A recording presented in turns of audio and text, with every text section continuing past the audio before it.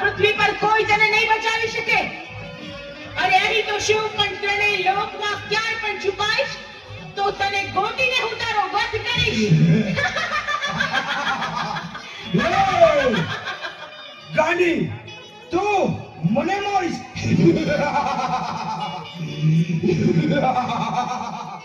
હું કોટમો રાક્ષસ. તો યુદ્ધ કરવા